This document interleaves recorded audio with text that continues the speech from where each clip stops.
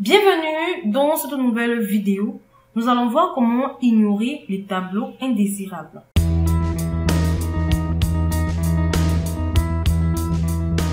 Le pionnier de l'art visualisation des données a introduit la notion de ratio données ou encore d'encre. L'idée de base de Edward est qu'un pourcentage élevé de l'encre d'un graphique ou d'un tableau de bord devait être dédié aux données. Très peu d'encre devait être utilisée pour présenter ce qu'il appelle les débris de graphique, c'est-à-dire des bordures, les lignes de quadrillage, les lignes de tendance et également les étiquettes, les arrière-plans et autres éléments. Nous avons sur cette feuille de calcul qui illustre l'impact que les jointures de graphique, vous pouvez le constater, les linéaires, qui montre tout simplement l'impact que les jointures de graphique peuvent avoir sur votre capacité de communiquer vos données. La première vue, le graphique de gauche peut sembler exagéré dans son ambition de montrer plusieurs éléments de graphique en même temps. Mais croyez-moi, d'autres graphiques ressemblent également à ceci. Remarquez à quel point les données sont combinées et restreintes. Comme vous pouvez le constater ici, c'est tout simplement pas lisible. Il y a trop d'informations, c'est touffu.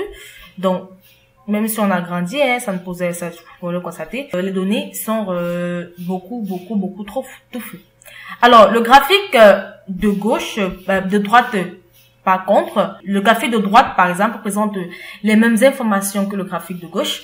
Cependant, le graphique de droite présente plus efficacement le message fondamental selon lequel le nombre d'inscriptions des conducteurs est passé de plus de 10 000 en 1980 après de 17 000 en 2004. Un message qui a été dilué dans le graphique de gauche.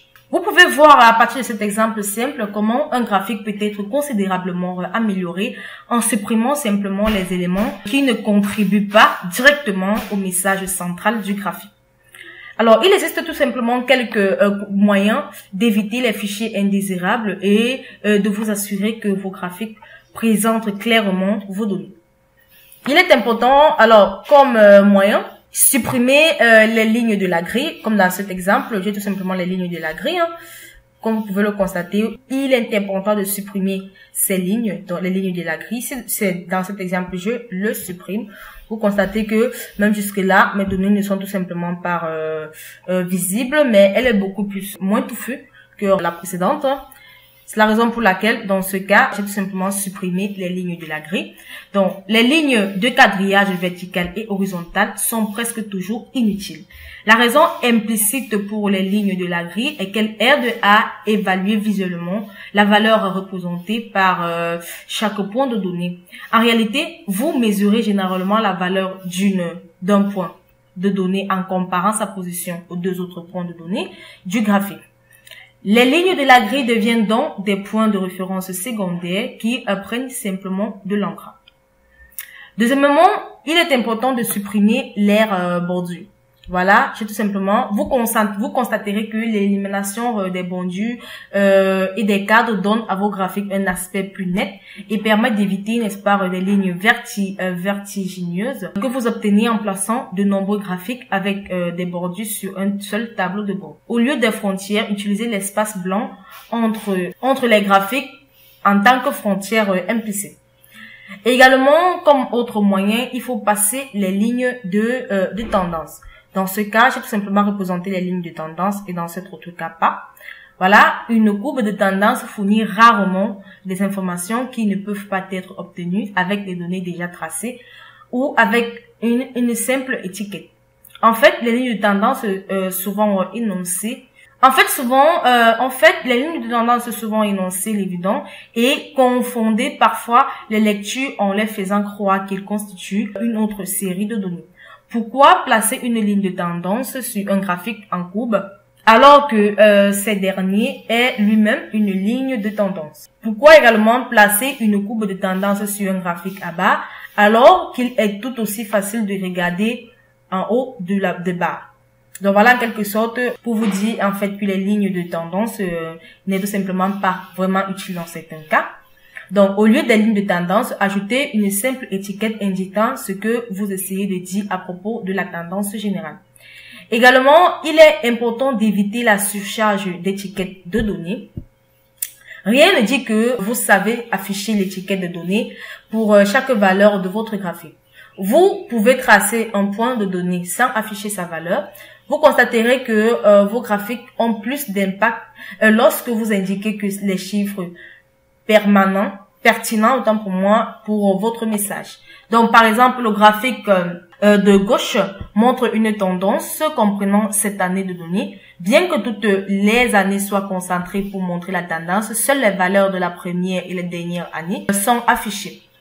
Alors, les données de la première et la dernière année tracées suffisent à remplir l'objectif de ce que le graphique qui est de montrer la tendance et la croissance finale des immatriculations de conducteurs.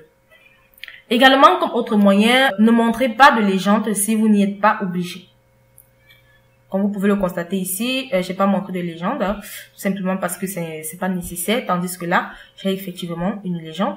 Donc, lorsque vous tracez une série de données, il n'est pas nécessaire d'afficher une légende de graphique prenant de l'espace. Si vous autorisez le titre du graphique à identifier la série de données isolée dans votre graphique, vous pouvez simplement supprimer la légende.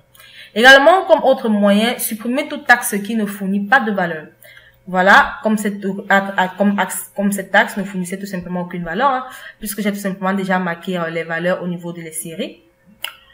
Alors, le but de l'axe des X et l'axe des Y est de l'utilisateur à évaluer et à positionner visiblement les valeurs représentées par chaque point de données. Toutefois, si la nature et l'utilité de la carte n'exigent pas un axe particulier, vous devez le supprimer tout simplement. Donc, pour le graphique de droite, voilà, par exemple, les axes des Y n'y est pas. Alors, les axes des Y n'y est pas ou encore les axes verticaux. Donc, tout simplement parce que cet axe n'est vraiment pas utile car les deux points de données sur lesquels je tente d'attirer l'attention sont déjà étiquetés. Donc, encore une fois, l'objectif ici n'est pas d'aborder votre thème. L'objectif est d'inclure uniquement des éléments de graphique qui contribuent directement au message central de votre graphique. Donc, comme vous pouvez le constater, celui-ci, un graphique beaucoup ennuyeux. Donc, on peut tout simplement le barrer. Le meilleur graphique est tout simplement celui-ci, qui est beaucoup plus visible et beaucoup plus facile à comprendre. Alors, à présent, nous allons voir comment formater des grands nombres si possible. Donc, il n'est jamais amusant de compter les zéros dans un grand nombre, en particulier lorsque vous regardez avec une police de caractères à 8 points, comme c'est le cas dans nos données. Alors, lorsque vous tracez de très grands nombres sur un graphique, envisagez de mettre en forme les valeurs de manière à ce qu'ils soient tronqués pour en faciliter la lecture. Alors, par exemple, là, au lieu d'afficher nos données en des millions, je vais tout simplement, n'est-ce pas, formater ces données de manière à ce que elles apparaissent sous la forme de 10. Voilà, on va prendre 10M pour des 10 millions et plus. Voilà, en quelque sorte, je fais au lieu des valeurs difficiles, aller telles que 10 millions 475 000. Vous pouvez, n'est-ce pas, facilement formater des nombres importants dans Excel à l'aide de la boîte de dialogue format de cellules. Donc, pour ce faire, pour formater vos cellules, il vous suffit de sélectionner la plage. Premièrement, il est important d'effectuer le formatage au niveau de vos données de base. Il est très important de faire le formatage au niveau de vos données de base ou encore de vos données sources qui alimentent votre graphique. Alors, par opposition aux étiquettes de données de votre graphique, de cette façon, votre mise en forme persiste même lorsque vous ajoutez ou supprimez des étiquettes de vos données. Si vous allez plutôt au niveau de votre graphique, entrer les données, formater les données, lorsque vous allez ajouter ou supprimer les étiquettes de données, elles disparaîtront. Par contre, si vous formatez au niveau de votre donnée source, elles alimenteront vos tableaux autant de fois lorsque vous les supprimez ou encore ajouter des données. Donc, après avoir sélectionné ma plage, je vais tout simplement faire un clic droit de la souris, sélectionner format de cellule. J'ai la boîte de dialogue format de cellule qui apparaît. Comme vous pouvez le constater, elle a été formatée d'un nombre et j'ai utilisé tout simplement les séparateurs de milliers, nombre décimal à 0. Maintenant, je vais tout simplement formater. Je vais apporter un formatage personnalisé. Voilà, puisque nous parlons ici des millions, je vais apporter tout simplement un formatage. Hein. Donc là, je vais tout simplement entrer un 0. Ensuite, voilà. Je vais entrer M pour million. Hein. Dépend de vous. Vous pouvez entrer le chiffre qui vous plaît. Hein. Voilà. Vous pouvez le contrôler, ça affiche tout simplement 10 millions. Je vais cliquer tout simplement sur OK. Et là, comme vous pouvez le constater au niveau de ma base de données, cela affiche tout simplement 1 million. Voilà, nous sommes quittés 10 millions, 12 millions, 13 millions, 14 millions, 14 millions, 15 millions et 17 millions. Mais si je clique par exemple sur une cellule, vous allez vous rendre compte que ce n'est pas en fait 16 millions, 17 millions, c'est 16 millions 906 714. Si vous cliquez sur cet autre, vous allez constater que c'est plutôt 10 millions 475 000. Voilà, sur cet autre, il s'agit plutôt de 12 millions 444 000 et sur cet autre, il s'agit de 12 millions 800 000. Voilà.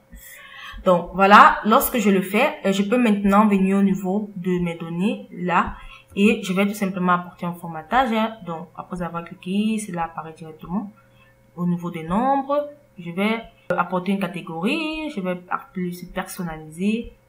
Voilà, sur personnaliser, je vais apporter le type. Voilà, en quelque sorte, comment personnaliser les données. J'espère que vous avez aimé cette vidéo de l'entreprise Excel Corpo, entreprise spécialisée dans les prestations de services Microsoft Excel. Si vous avez aimé cette vidéo, n'oubliez pas de vous abonner et de cliquer sur le bouton j'aime et ensuite de la partager. Si vous avez des questions à poser, vous soyez libre de les poser dans l'espace commentaire. Nous allons nous retrouver très prochainement dans une nouvelle vidéo.